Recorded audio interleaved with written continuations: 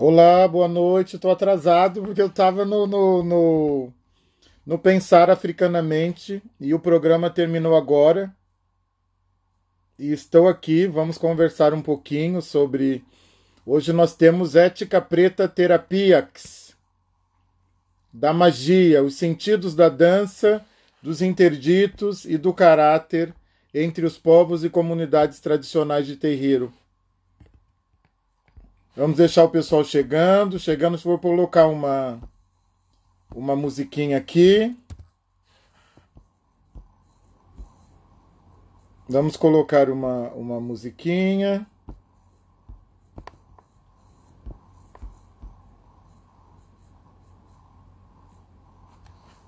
Já vi a mãe Tati, Mila, Derson, querido, Topé Iná. Vão dando coraçãozinho aí, vão compartilhando pro pessoal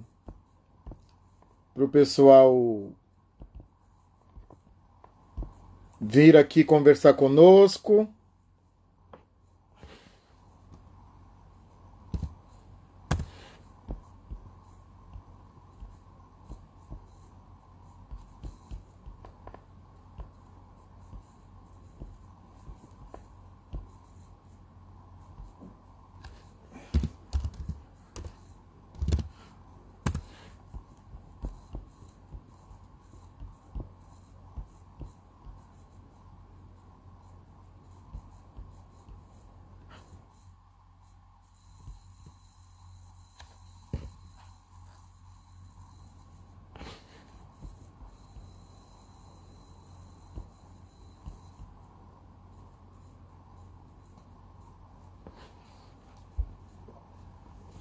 Bom, vamos começar então a nossa conversa. Vocês podem participar, vão mandando aí as suas considerações, se que tiverem questões também.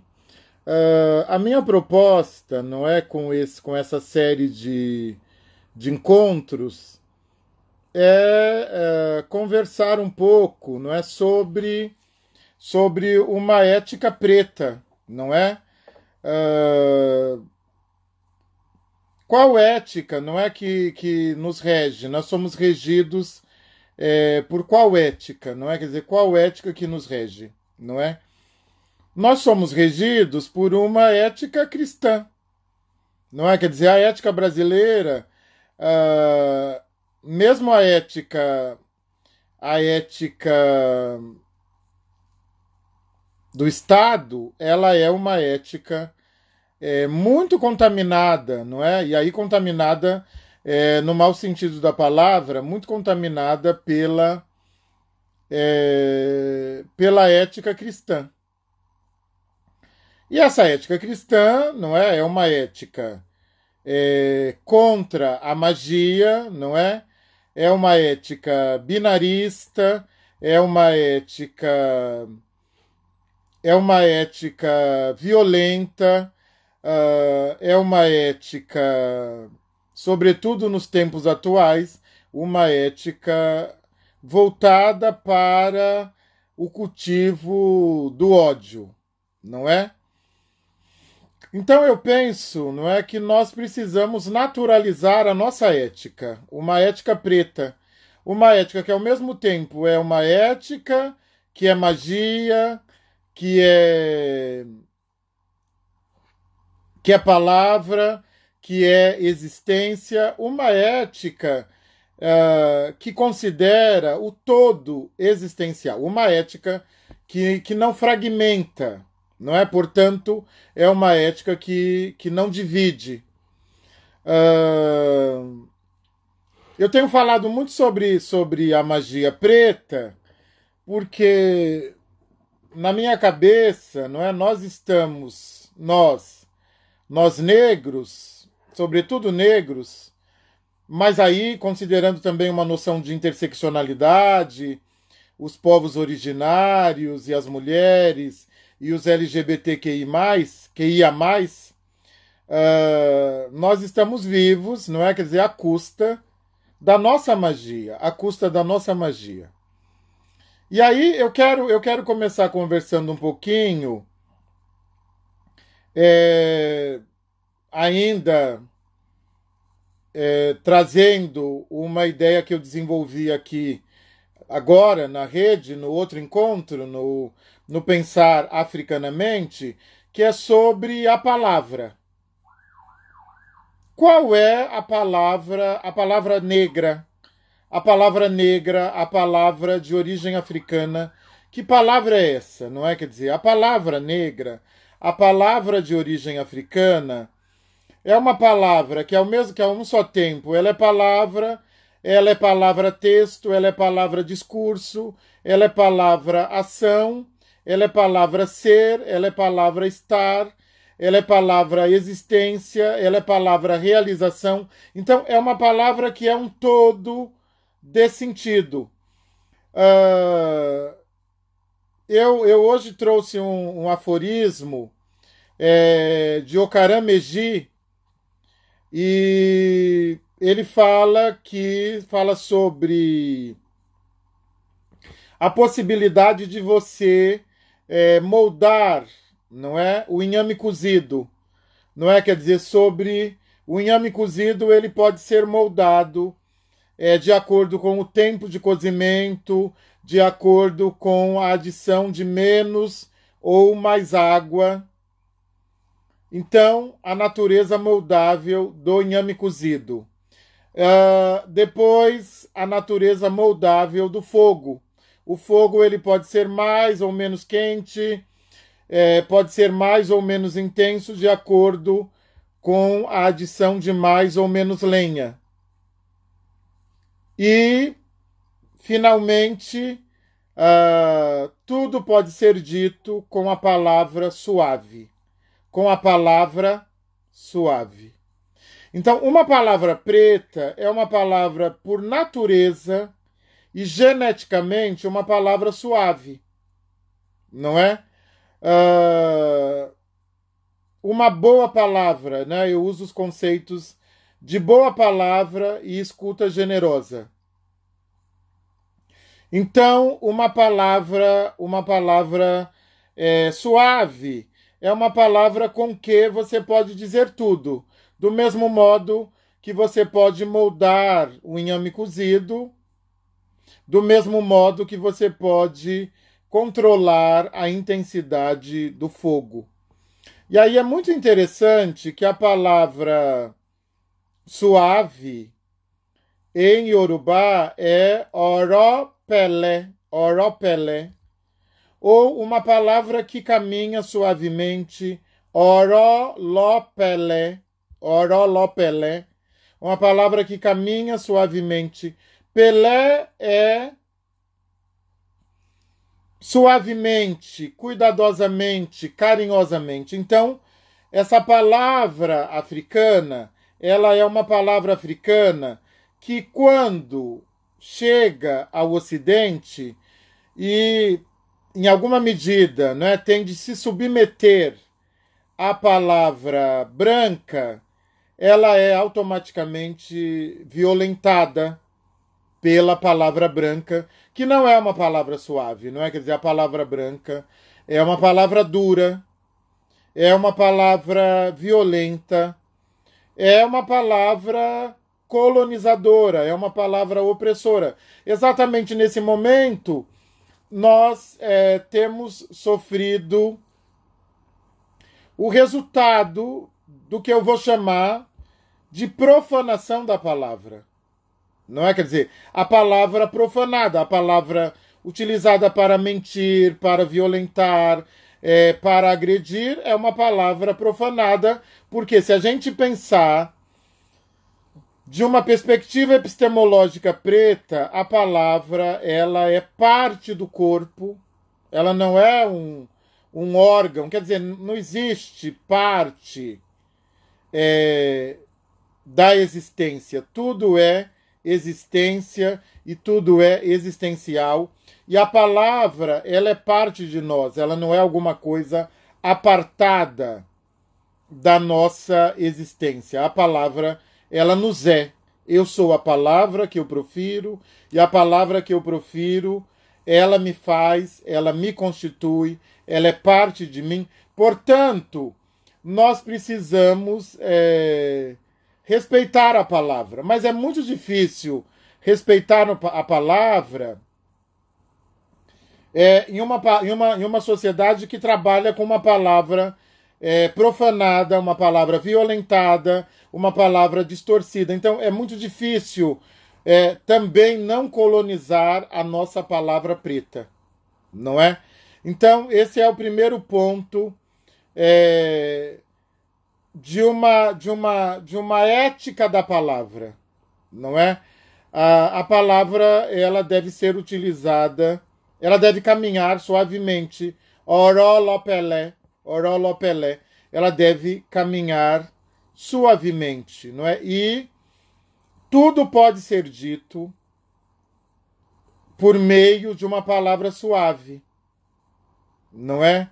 Mas isso não vale para a palavra branca, para a palavra eurocêntrica, para a palavra ocidental, porque a perspectiva epistemológica ocidental, eurocêntrica, ela é uma perspectiva do uso, e do uso sem limites. Não é? Quer dizer, de um uso, inclusive, antiético da palavra, não é?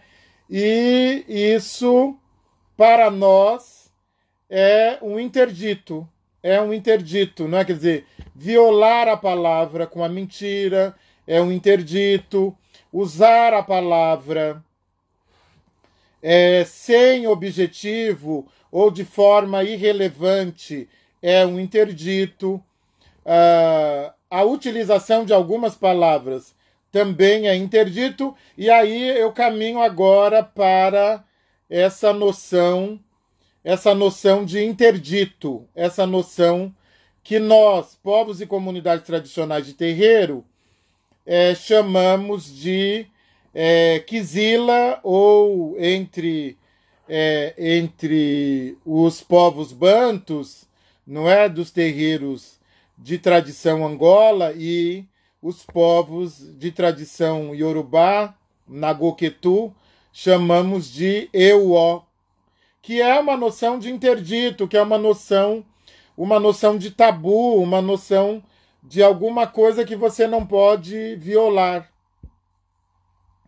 É muito interessante porque essa noção de interdito, ela é uma noção muito potente e que se volta para o que eu tenho chamado de ética coletiva, ou ética de Ebé no sentido de família, de comunidade e de coletividade, não é? Então, essa noção de interdito, ela é uma noção necessária, não é, para uma existência harmônica. Eu penso que ninguém vai tomar como absurda a ideia de que é natural de que nós nos privemos de algumas coisas com vistas a não nos desarmonizarmos, não é? Algumas coisas no sentido de comportamento, no sentido de alimentação, no sentido de hábito, não é? No sentido de palavra, no sentido de pensamento. É natural que nós tenhamos que nos privar de alguma coisa que nos faz mal. Então, a noção de interdito está muito ligada à manutenção de uma existência harmônica, de uma existência saudável no sentido do todo, não é? Então, quando nós falamos, não é? Quer dizer, as mulheres de Oiá, né, na maioria das tradições, não podem consumir inhame vermelho, que é uma denominação respeitosa, porque também proferir o nome do alimento é uma forma de violação, uma forma desrespeitosa. Inhame vermelho é a abóbora, não é?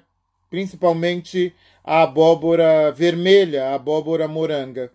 Então, quando nós dizemos que as mulheres de Oiá não podem consumir o inhame vermelho, nós estamos dizendo que isso pode ou configurar autofagia, porque na confecção das mulheres de Oiá essa matéria-prima foi utilizada, ou é algum alimento de reatualização mítica que pode enfraquecer a natureza Oiá que habita e que a um só tempo habita e constitui as mulheres de Oiá. Portanto, a noção de interdito ela nunca deve ser pensada ou imaginada como uma noção de punição, ou é uma missão não poder fazer isso. Não. A noção de interdito é uma noção a um só tempo de manutenção existencial harmônica e, num outro sentido, quando eu me privo de alguma coisa, de um comportamento, de utilização de uma determinada cor, de utilização de uma determinada estampa, de um determinado caminho, ou de um determinado alimento, ou até de um determinado tipo de relação afetiva, quando eu me privo, não é? Estou pensando uma relação afetiva violenta. Quando eu me privo, eu estou respeitando a um só tempo a mim e a coletividade, porque o interdito ele foi forjado ao longo de séculos, não é?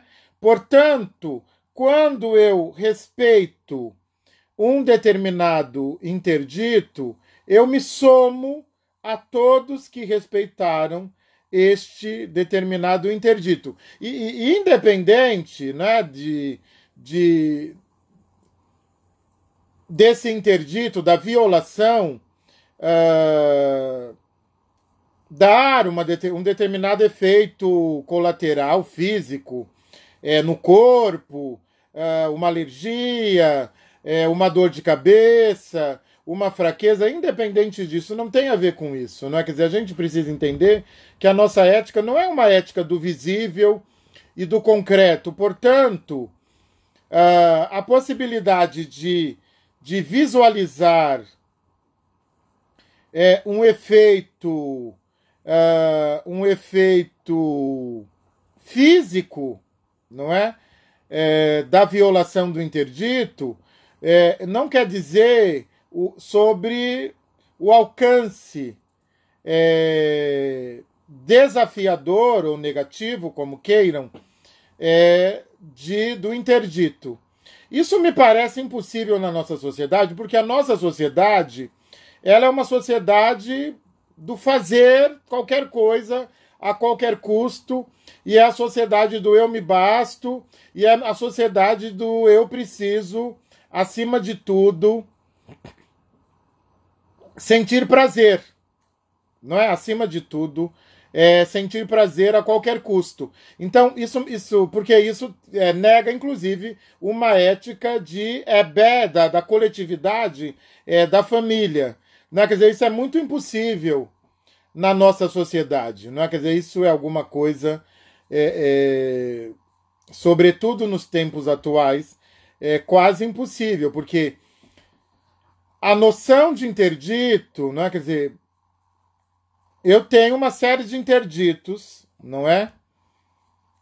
Ligados ao meu renascimento Xangô, não é? Quer dizer, ao meu renascimento e à minha vinculação aos povos e comunidades tradicionais de terreiro. Então eu tenho uma série de interditos. Mas eu não fiquei provando, não é? Testando o interdito para ver se ele realmente é real. Não, eu não preciso fazer isso. Eu preciso entender que quem me honrou, e aí a leitura é outra, não é? Quer dizer, eu sou honrado com os interditos e, portanto, eu devo honrá-los também, porque ao honrá-los, eu me expando, porque a noção que está posta é de que quando eu respeito um determinado interdito, eu me vinculo, não é? A toda uma família, a uma coletividade ancestral que respeitou e tem respeitado esse interdito e, portanto, eu me expando a partir do respeito ao interdito. Então, essa é uma noção ética, não é? Quer dizer, é uma noção ética de expansão, uma noção ética da coletividade, é uma noção que vai além, não é? Do que nós estamos acostumados a ser, porque a gente, né, no Ocidente pensa que eu só posso ser a partir de mim mesmo. Não, e essa ética não nos contempla. A gente só pode ser a partir do outro, a partir do coletivo e a partir desse encontro do eu, outro, eu, nós, eu, coletividade. E aí eu já vou pular para a questão da dança, não é? Quer dizer, no mesmo sentido, não é? Quer dizer, há algum tempo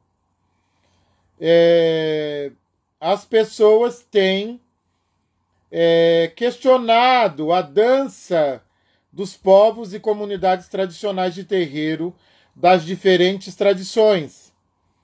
Uma dança coreografada, porque ela é uma dança coreografada, porque ela tenta, em alguma medida, reproduzir ou reatualizar miticamente, reatualizar uma jornada mítica dos orixás, dos voduns e dos inquices.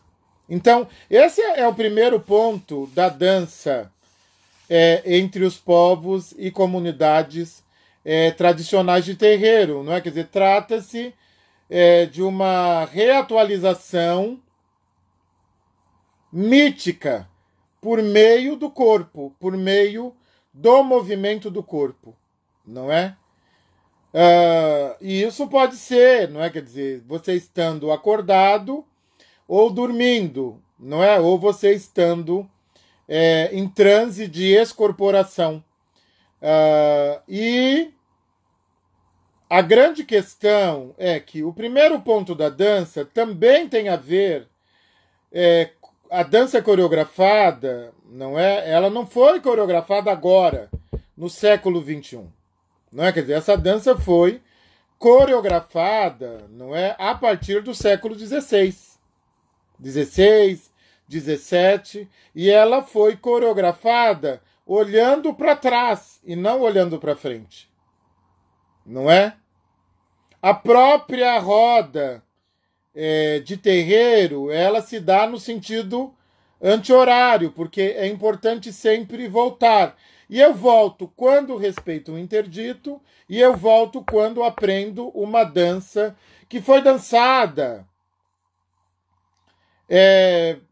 por inúmeros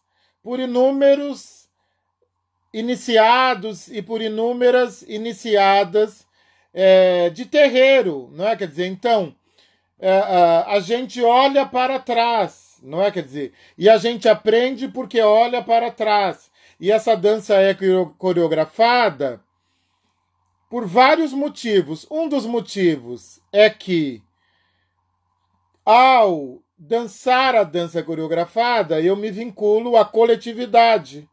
Me vinculo, inclusive, ao corpo do meu irmão, que vai dançar a mesma dança. Então é fundamental aprender essa dança, é fundamental. Não há nada de inferior na aprendizagem.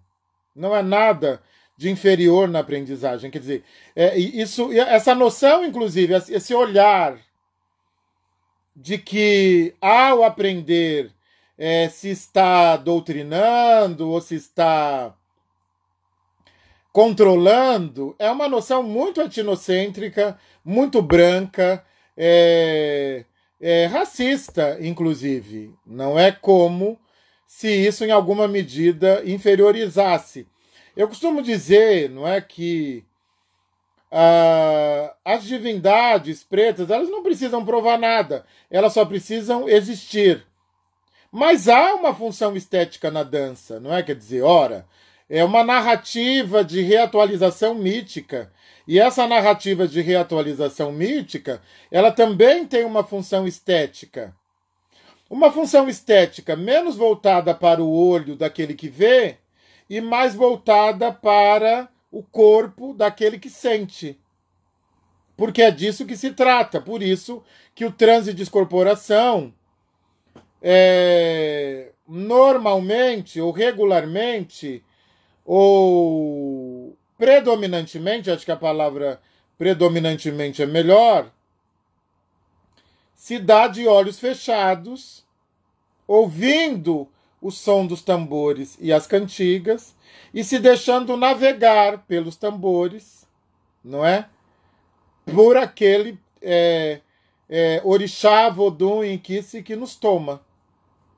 E é importante, quer dizer, isso é impensável, não é? Quer dizer, isso é impensável, né, na sociedade contemporânea branca eurocêntrica, não é? Quer dizer, que é uma sociedade do controle, uma sociedade da ereção, não é?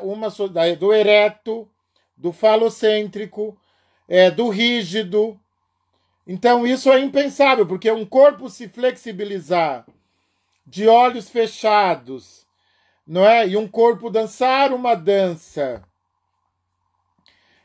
coreografada para responder e atender uma ética da coletividade dessa dança. Essa dança ela tem uma ética coletiva e essa meditação que está por trás desse momento de transe e descorporação, não é? Quer dizer, tem uma meditação aí. E é impensável meditar com barulho, não é? Quer dizer, isso é impensável meditar, mas essa é a nossa maneira de meditar. A nossa maneira de meditar é uma oferta do corpo. Olha que poesia! Uma oferta do corpo a uma dança ancestral de reatualização mítica, não é? E de conexão à coletividade. É uma oferta. Eu ofereço o meu corpo para que, a um só tempo, ele se conecte a alguma coisa maior do que ele mesmo. E me parece que essa noção de dançar livremente, ela não existe, essa noção de dançar livremente. Porque dança é ritmo, não é? Quer dizer, dança é sintonizar-se ao ritmo. Portanto, na sintonia e no encontro com o ritmo e com o som, não tem liberdade. Não é? Quer dizer, ou até tem uma liberdade, mas é uma liberdade que está, em alguma medida, expandida pela ética coletiva e pela possibilidade de integrar-se à voz dos tambores pretos ancestrais. Essa é a noção que está posta na dança, e também por isso que a aprendizagem da dança está presente nos rituais iniciados entre os povos e comunidades tradicionais de terreiro, e isso não constitui nenhum demérito, né? Quer dizer, se alguém acreditar que isso constitui algum demérito, não é? Quer dizer, não compreendeu nada, e inclusive está praticando etnocentrismo, né? Está praticando etnocentrismo barato, etnocentrismo branco, não é? Quer dizer, etnocentrismo racista, não é? Porque não há nenhum demérito nisso, não é? Quer dizer, porque a nossa ética é uma ética que se volta para aqueles que vieram antes. Não é uma ética de eu vou fazer agora do meu jeito, não é? É uma ética que se volta, em alguma medida, não é? E eu penso que há componentes nucleares, né? Quer dizer, há componentes mais ou menos flexíveis, mas esse componente não me parece um componente que precisa ser flexível, né? Quer dizer, e tem a ver com cura também, quer dizer, essa dança, ela também tem a ver com cura, não é? Quer dizer, é uma dança terapêutica, porque nós somos da sociedade do enrijecimento e do controle, não é?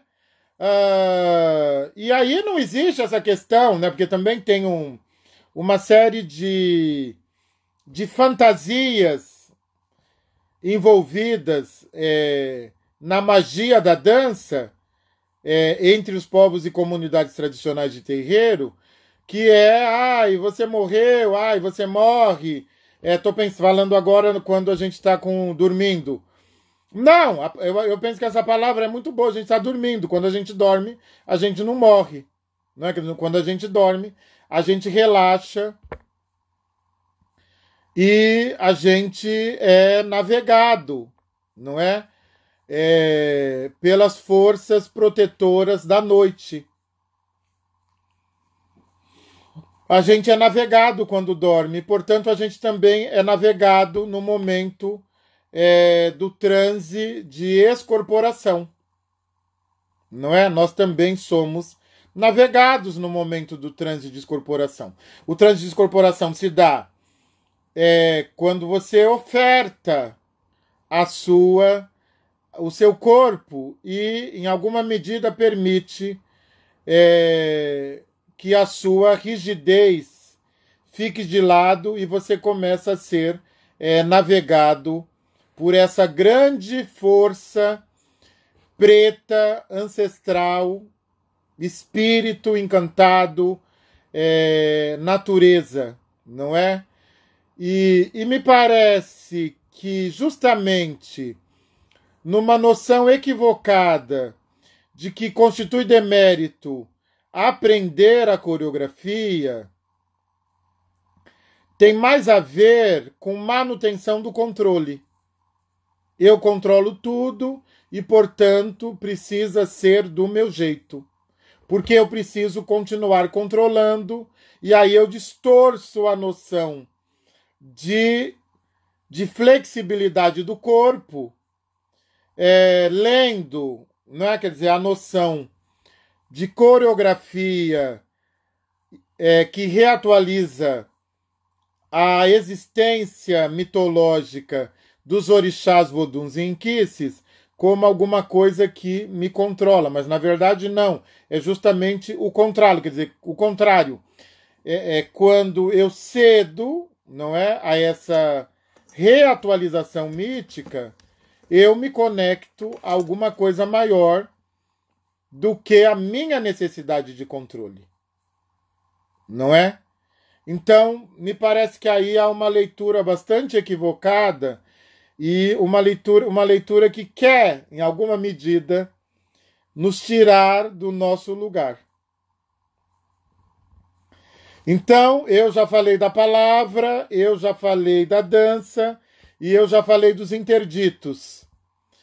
E eu falei para vocês sobre a palavra Pelé, Oron Lo Pelé, a palavra que caminha suavemente. Muito se diz, não é, de modo racista, sobre nós não termos uma ética.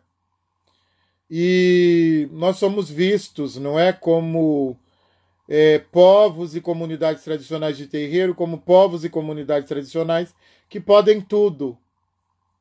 Não é? Nós não temos uma ética vigente. Isso é mentira, nós não temos essa ética que mata, essa ética genocida, essa ética violenta. Não, nós não temos mesmo. E nós nem a queremos, né? Quer dizer, essa ética que precisa fazer com que o outro deixe de existir para que se possa existir. Mas nós temos uma ética. Nós temos uma ética, não é? Quer dizer, a ética de Iwa Pelé. Iwa Pelé é uma ética do caráter suave, do caráter generoso, do caráter cuidadoso, não é nem do bom caráter. não é? Porque não há essa noção de bem e mal, mas é um caráter suave, um caráter cuidadoso, um caráter generoso. Que caráter é esse? De que Iuá eu estou falando? De que caráter é esse? É um caráter que não é sozinho, que não pode ser sozinho, que não é egocêntrico, que não se pensa sozinho e que não se constitui sozinho e que não se constitui, muito menos, a partir da eliminação da existência do outro. É um caráter integrado ao outro. Mesmo que esse outro seja diverso, mesmo que esse outro seja diferente, mesmo que esse outro não seja um idêntico, e ele nem precisa ser, porque de verdade, pensa na poesia, pensa na poesia de um caráter suave, de um caráter cuidadoso, de um caráter gentil. E o Pelé pensa. Que explosão de sentidos eufóricos, Ubuntu, como já trouxeram aqui, cautelosos, gentis, não é? Explodem destas noções de caráter, não é? Portanto, a nossa ética é a ética do fazer fazendo e fazer fazendo coletivamente. Fazer fazendo, gerando menos de danos que lhe for possível, não é? E eu falo de autodano, de dano coletivo, de dano para o outro, não é?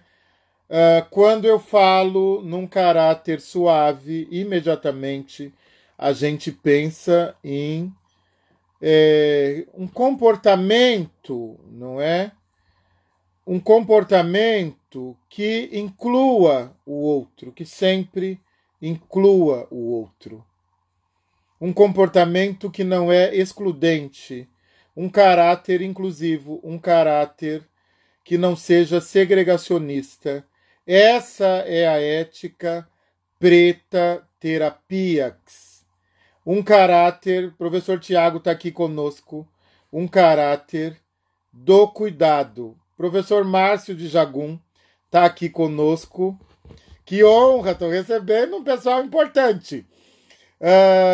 Motombaxé, Motombá, pai. Então, quando eu estou pensando numa ética preta terapêutica, eu estou usando a palavra terapêutica, não é porque, enfim, em alguma medida a gente precisa usar a língua do colonizador, mas eu estou pensando aqui numa ética, não é, que se volta para o passado, se sente honrado com o passado, quer dizer, se honra a partir de uma perspectiva de anterioridade, que se sente resultado desta anterioridade, se fortalece a partir de uma possibilidade existencial, e aí eu preciso dizer que não há barreira, não é? Quer dizer, tempo, espaço, não há nenhuma barreira, não é? Quer dizer, e aí para fortalecer mesmo essa ética, uma ética explosiva, não é? Explosiva, que não há barreira, quer dizer, quando, né? Quer dizer, quando